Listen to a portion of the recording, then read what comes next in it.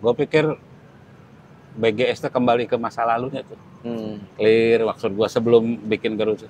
Dia fokus di kebijakan aja. Iya, dan yang kedua kan lu ya pernah mengatakan bahwa lu suka nih Departemen Kesehatan tidak dipimpin dengan dokter. background dokter. Iya. Bener. Gua seneng karena cara berpikirnya pasti umum. Kalau dokter itu punya kepentingan kelompok dia. Misal gitu ya. Yang jadi menteri dari anestesi. Yang lain pasti ganggu tuh. Nah kalau Budi itu dia kepentingan tuh umum. Jadi logikanya logika umum.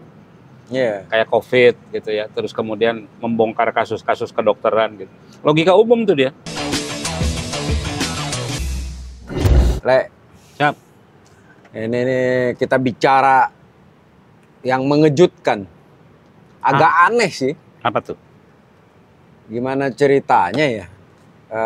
Menteri Kesehatan Budi Sadikin nih. Yang selama ini, selama periode pemerintahan Jokowi aja, dia tidak pernah tuh mengeluarkan statement yang agak nyeleneh. Semuanya tuh biasanya dia keluarkan tuh lebih kebijakan ya. Tetapi bukan statement-statement yang kontroversial atau yang wanti-wanti ke masyarakat. Dia tidak langsung tuh ke publik biasanya.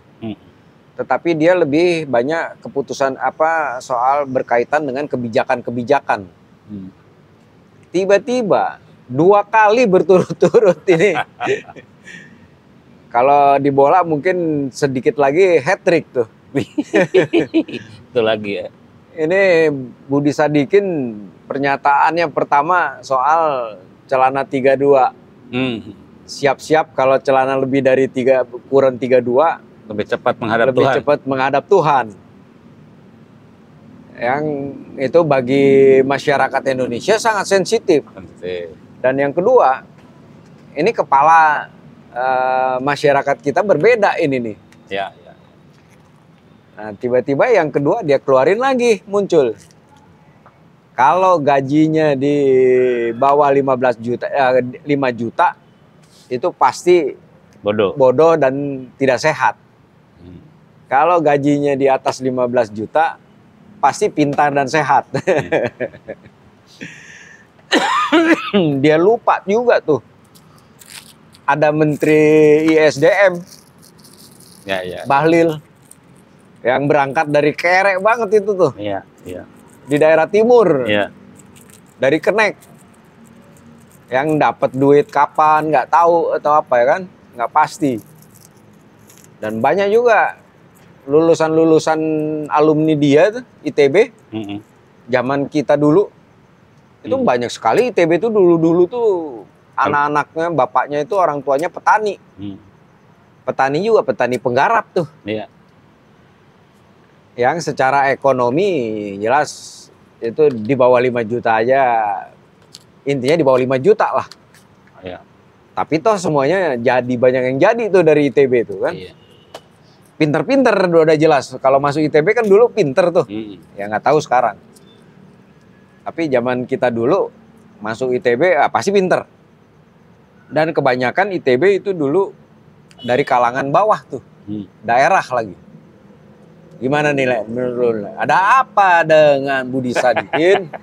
Padahal gua sejujurnya seneng loh Budi itu. BGS buat gua ya. Karena kebijakan kesehatan dia itu menurut gua, karena dia bukan dokter ya. Dia bukan dokter. Jadi kebijakan lulusannya ITB. Kebijakan dia itu buat gua tuh kebijakan yang diharapkan oleh orang awam kayak gua. Misalkan zaman-zaman sebelumnya kalau ada kasus-kasus yang menimpa dokter, jarang yang terungkap. Di zaman BGS dibongkar tuh. Dari mulai hal-hal yang pelecehan segala macam dibongkar, segala macam PPDS. Nah, yang gua agak terkaget-kaget kita lah ya. Terkaget-kaget itu ngomong hal-hal perintilan yang mengundang kontroversi, padahal Presiden Prabowo tuh nggak suka kegaduhan tuh. Tiba-tiba dibikin gaduh. kalau kayak lingkar pinggang 32 di atas 32 menghadap Tuhan kan sesungguhnya dia soal obesitas kan. Ya. Cuman yang dia ngomong dikaitkan dengan kematian. Ya. Yang notabene buat orang kita kematian tuh nggak ada hubungan antara lingkar pinggang sama kematian. Karena kematian dianggap takdir. Tetapi kalau gue mengatakan iya lingkar pinggang di atas 32 itu sumber penyakit lah. Kan mau ngomong itu sebetulnya BGS itu. Yang kedua soal tadi gaji. Nah ini kalau buat gue bahasa gue ya BGS tuh mungkin dia dari orang kalangan kaya kali ya dia tuh, jadi dia referensinya iya orang miskin itu makanannya pasti tidak sehat, tetapi kan tidak berarti bahwa itu bodoh, tidak berarti dia tidak sukses, itu dua hal yang berbeda gitu. Nah dia pengen mengkuantifisir soal itu. Yang kedua soal lah kalau kayak gitu berarti mayoritas orang kita bodoh. Kenapa? Lah lu patokannya UMR so. Ya, jadi sebenarnya. Tapi kalau gua ngelihat, ini menunjukkan lagi-lagi kalau buat gua, menunjukkan bahwa pemerintah kita itu menteri lah ya, menteri semacam tidak punya, tidak didampingi oleh orang yang punya kemampuan komunikasi yang baik. Sehingga ketika dia ngomong tuh, dia pengen merakyat sebetulnya pakai bahasa rakyat, tetapi karena diksi yang dipakai salah, akibatnya pesannya nggak sampai. Ya, mungkin ini kali sense of empathy, Le. Jadi gini, kalau misalnya tadi tuh ya soal ukuran 32, terus gaji 15 dan 5 juta, ini karena memang background kali ya. Budi ini kan dia lulusan sarjana nuklir nih, ITB. Ya. Enggak, UGM. ITB, Le. ITB enggak nuklir ya. Enggak ada nuklir di ITB. Di fisika nuklir. Teknik fisika. Kan? Teknik fisika nuklir dari Institut Teknologi Bandung tahun 88. Fisika. Oh ya. Terus dia juga dari Universitas Washington. Ya. Dia latar belakangnya bankir kan? Bankir. Memang dia waktu dia di pendidikan selanjutnya setelah dari nuklir itu fisika nuklir, ekonomi. Dia banyak kan di ekonomi, di financial ekonomi. Dia juga pernah di IBM kalau nggak salah. Dia di Tokyo. Jadi eksak gitu loh. Ya, ya. Eksak. Nah yang kedua mungkin dia kecepatan jadi orang kaya kali ya. Tapi kalau empati, dia itu orang yang penuh empati. Bagaimana dia nangis ketika, ingat nggak orang yang dokter PPDS yang bunuh diri itu, yang gara-gara dibully itu. Dia kebijakannya itu yang dia nempel katanya sampai sekarang itu adalah bagaimana dia membayangkan kan bapaknya si almarhumah dokter itu meninggal juga kemudian. Itu sangat mempengaruhi kebijakan-kebijakan dia. Artinya kalau empati itu dia ada. Gua ngelihat murni dia tidak dilengkapi oleh ahli komunikasi. Atau dia tidak punya teman diskusi apa ya? Ya kalau dia punya teman ahli orang komunikasi yang baik dan benar, pasti dikasih tahu tuh. Kan orang komunikasi pasti 5W1H. Ya, tapi kan anehnya baru ini gitu loh. Bahkan kan ini juga kita dikagetkan ya di Jepang, Menteri Pertanian ya. Yang mundur. Iya, Jepang biasalah. Gara-gara Jepang. Ya, budayanya memang beda. Tapi kan gara-gara sense-nya kurang, sense of empatinya. Ketika masyarakat Jepang lagi kesulitan beras, tiba-tiba dia ngomong banyak konstituen dia yang ngirim beras ke dia. Dan dia jual beras itu, misalnya kayak gitu-gitu loh. Nah, ini kan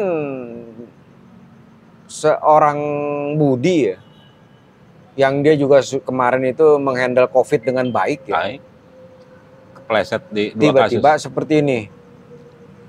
Kalau gue ngelihat bagi gue itu nggak masuk akal gitu. Ini ada apa gitu loh. Kalau gue tuh ngelihat itu dia tidak dilengkapi oleh atau ada yang ngejorokin kali. Ya kan bisa aja kalau politis ya. Karena kan coba deh ujuk-ujuk gitu tiba ngomong-ngomong lingkar pinggang, ujuk-ujuk ngomong soal gaji. Yang kedua, kan dia udah tahu nih ukuran 32 tiba-tiba blunder, backfire tuh. Nggak lama nih, nggak berselang tiba-tiba dia keluarin lagi yang kayak gitu kan gimana ya? Itu, kalau gue sih ngelihatnya andai saja dia punya partner orang komunikasi. Nah, atau gue juga belum tahu tuh, gue belum baca nih. Konteks statement itu dikeluarkannya di event resmi atau lagi ngobrol warung kopi gitu, lagi ngopi, kalau gua ngelihatnya lagi itu apa dia gitu. Lagi ngobrol kemudian buat dia menarik kemudian diomongin. Wartawan tiba-tiba ada di situ gitu loh. Artinya sebuah obrolan yang bukan konsumsi publik sebenarnya. Ya itu dia. Kan misalnya gini, kayak kita nih nongkrong. Kayak dulu ini, ingat nggak yang Istana ngomong, pakai istilahnya rakyat jelata. Itu kalimat obrolan yang kemudian ketika dipublish, salah. Nah ini juga gua menduga, dia lagi ngobrol sama teman-temannya. Bener tuh, soal lingkar pinggang. Ya, dulu pernah kejadian ya, di zamannya Presiden Amerika tuh, Bill Clinton kalau nggak salah, atau sebelumnya kali, gue lupa tuh ya, Reagan kalau nggak salah. Yang ibu negara ini ngobrol sama wartawan, tiba-tiba keceplosan yang agak sedikit secret gitu. Tapi ini wartawan Gedung Putih ini sangat nasionalis, sehingga dia ingatkan tuh. Berarti udah boleh ngomong gitu? Iya, ini serius ini ngomong ini untuk publik gitu loh. Jadi wartawannya tidak apa ya. Nah kalau sekarang kan ngejar viral kan. Wartawannya juga, wah ini scoop nih. Malah sengaja ya. Tapi gue malah lagi-lagi kalau gue ngelihat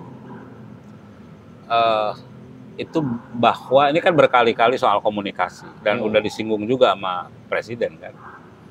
Lagi-lagi bahwa para pemangku kebijakan publik itu harus punya partner orang komunikasi.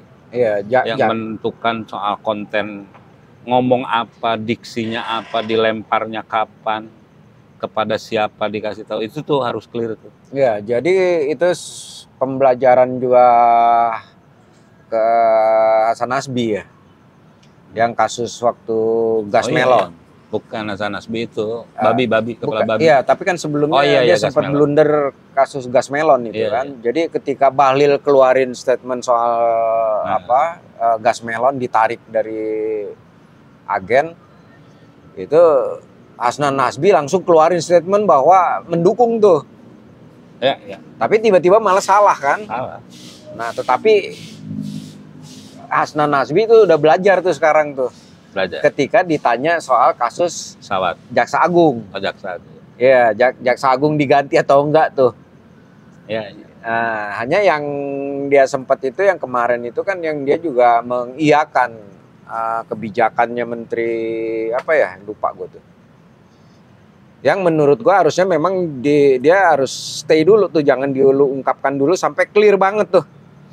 Karena statement-statement yang kayak Istana itu memang statement-statement yang press klar tuh, yang intinya dia tepat timingnya, tidak terburu-buru, gitu loh.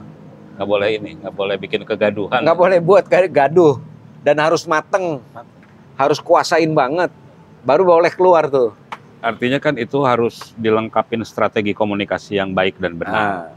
Nah, yang lain mungkin ini adalah pelajaran juga tuh untuk banyak banget ya pelajaran. Para pejabat, para menteri yang pengambil kebijakan untuk mengeluarkan statement-statement yang benar-benar harus benar-benar terukur.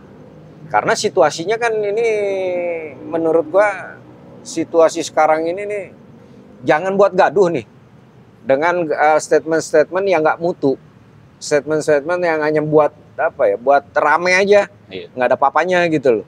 Gue pikir BGS kembali ke masa lalunya tuh, clear. Maksud gue sebelum bikin Garuda, dia fokus di kebijakan aja. Iya, dan yang kedua kan lo ya pernah mengatakan bahwa lu suka nih Departemen Kesehatan tidak dipimpin dengan background dokter. Iya, bener. Gua seneng karena cara berpikirnya pasti umum. Kalau dokter itu punya kepentingan kelompok dia. Misal gitu ya, yang jadi menteri dari anestesi, yang lain pasti ganggu tuh. Nah kalau itu dia kepentingan tuh umum, jadi logikanya logika umum. Kayak COVID gitu ya, terus kemudian membongkar kasus-kasus kedokteran gitu. Logika umum tuh dia.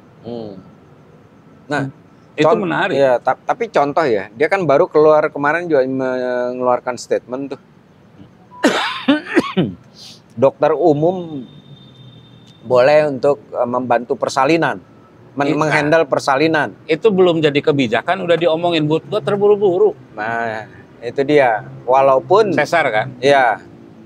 Walaupun sebenarnya bahwa proses kelahiran itu kan sama tuanya dengan usia manusia. Betul. Sehingga tapi apapun kan itu harus dihandle oleh orang yang mengerti. Kalau zaman dulu dan bahkan sampai sekarang di daerah, orang kelahiran masih banyak dibantu oleh bidan. Kalau di luar negeri yang gua tahu, setidaknya di Australia, untuk sesar itu susah dan. Iya. Harus normal. Itu satu. Yang kedua, bidan itu punya posisi penting di luar negeri. Boleh jadi lebih dipercaya, bahkan boleh dibilang lebih dipercaya dibanding dokter atau setara dengan dokter bahasa. Kalau bidan, di Jakarta yang kota metropolitan ini masih ada bidan yang punya rumah bersalin loh. Oh iya. Ada di daerah-daerah tertentu itu yang rumah bersalin. Bidan-bidan senior. Bidan-bidan senior tuh. Iya. Yang menghandle tuh. Dan karena memang dia sehari-hari kerjain itu. Nah, menurut lo, kenapa di kita itu mudah pasien bilang, udah dok nggak usah, aku maunya sesar aja dok. Kecurigaannya adalah kalau buat gua, duit. Iya, kecurigaan publik itu ya duit. Satu. Yang kedua, kecurigaan terhadap dokter itu adalah obat. Kecurigaan. Misal orang hamil besar naik pesawat, pasti dokter di Indonesia suruh bawa vitamin penguat kandungan. Lu kalau di luar negeri enggak. Karena setiap dokter begitu ngeluarin resep itu dipertanggungjawabkan ke atas. Jadi di kita tuh makanya bukan kuat dugaan di publik, sebagian publik mencurigai dokter itu menjadi pedagang obat. Sistemnya belum jalan di kita. Makanya kayak sesar. Kenapa sih gampang banget buat sesar gitu? Iya, kayak BPJS ya. Katanya sempat kemarin ketemu beberapa waktu lalu ya, kita pernah dengar ya. Tagihan rumah sakit nggak dibayar. Ke BPJS yang banyak yang dibengkakin atau apa ya. Karena rumah sakitnya kan PT. Iya, kadang-kadang kita ditanya juga ya, ini asuransi nggak? Begitu asuransi tambah tuh obat. Lalu kalau di luar negeri atau setidaknya di Australia, yang diduluin itu asuransi daripada pribadi. Di kita, lu pasti dicepetin kalau pribadi kan? Nah, yang gini-gini itu kan sistemnya kita belum mulus dan belum mulus. Bahkan makanya kalau buat gua kayak Budi ngomongin sesar, justru menurut gua jangan ngomong itu. Justru menurut gua sesar harus dipersulit. Bukan dipersulit ya. Tidak semudah sekarang sesar itu. Nggak sedikit-sedikit sesar ya. Nah, di kita kan alasan kenyamanan. Lahirnya pengen dibarengin sama burung hantu berbunyi gitu. Pengen dengan sio apa kan di kita bisa dan. Nah yang gini-gini kalau buat gua, tapi bukan komplain, saran gua ke BGS atau ke para pejabat publik, kayaknya mereka harus didampingin oleh orang-orang yang mengerti strategi komunikasi dengan baik dan benar. Ya memang menurut gue tuh itu ya, karena memang sudah sangat krisis situasinya. Karena seringkali muncul yang blunder-blunder kayak gini kan. Di zaman Orde Baru ya, Harmoko, Murdiono, meskipun jadi bahan tertawaan, joke waktu itu. Tapi clear semuanya. Meskipun Harmoko. Terutama Murdiono ya. Murdiono. Jadi bahan. Tapi dia mikir. Karena tidak boleh ada kata diksi yang salah. Itu menurut gua itu. Kayak buat gua Budi BGS-nya kasih waktu deh buat gua. Saran gua buat BGS-nya, udah deh kayak yang sebelumnya ngomong kebijakan aja deh, jangan ngomong yang belum kebijakan gitu. Jangan-jangan nih. Gak usah nyari viral dah. Jangan-jangan diganti lagi nih. Kena reshuffle. Gimana? Kapan dah diganti? Gua nanya lu. Kita nggak tahu. Gua nanya lu nih. Karena serangannya. Tanya netizen aja lah, kapan tuh isunya, bener kagak nih? Oke guys, saya bangga, saya resah, saya Indonesia. Kalian